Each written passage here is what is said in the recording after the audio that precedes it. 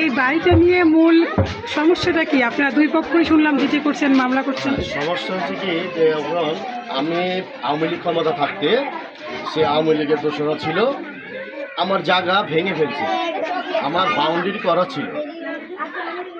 যেসব আপনার আমাদের উপরে নির্যাতন হয়েছে, এখন সে যুবলীগের যে সভাপতি ডাক্তার সেলিম, সেক্রেটারি, সে এবং মোল্লা জুয়েল, তাদের মাধ্যমে তাদের টাকা দিয়ে আমার ওয়াল ভেঙে ফেলে। ওটার জন্য আমি এসপির কাছে একটা ওই সময় 12 বছর আগে আমি চিঠি করছিলাম। এখন আমি ওই সময় ফোন দেই, দারোগারে আসে না, তার দলীয় প্রভাব ছিল, আসে না। তারপরে আরেকটা চিঠি করছি আমি এবার। আমার কথা হলো কি, আমরা একখানে বসবো, সব পক্ষ এক জায়গায় বৈশা আমরা জায়গার সুর আশা করব। আমি তো এইটাই চাই। এই যে আমার দলিল আছে, হ্যাঁ, এই যে আমার নামজারি আছে, এই যে আমার খাজনা রসিদ আছে, সব আছে আমার কাছে। আমি চাই এটা সুরসা, এটা আমি কোনো জ্ঞানজাম বা কোনো কিছু চাই না। এলাকার 2-4-10 জন আছে গণ্যমান্য ব্যক্তি, তারা থাকবে, হ্যাঁ, আমরা থাকবো, মান্নান মিয়াও থাকবে, সবাই থাকবে। এই জায়গা যারা যারা কিনছে সবাই থাকবে। আমরা আমিন দিয়ে মাপ যোগ করে আমরা সমাধানে যাব। সে আমার নামে মিথ্যা অপবাদ দেয়, আমি বলে তার কাছে 10 লক্ষ টাকা চাঁদা চেয়েছি, এরকম কোনো প্রমাণ প্রশাসন পায় নাই, পুলিশ প্রশাসন পায় নাই।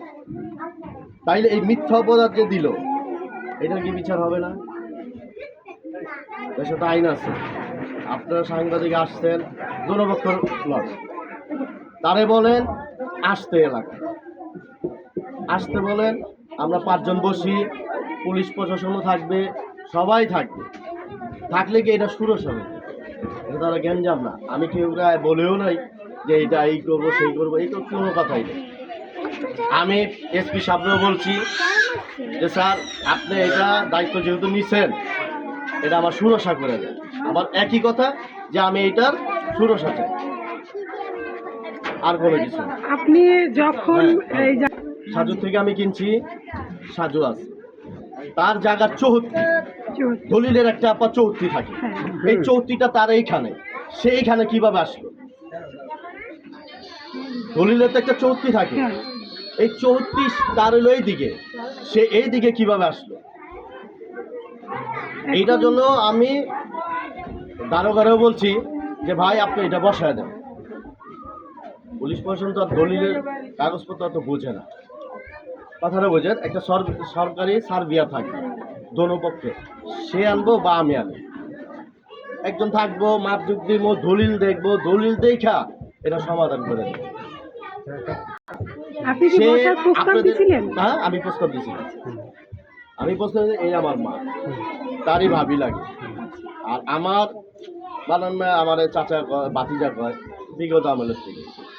কথাটা বুঝছেন?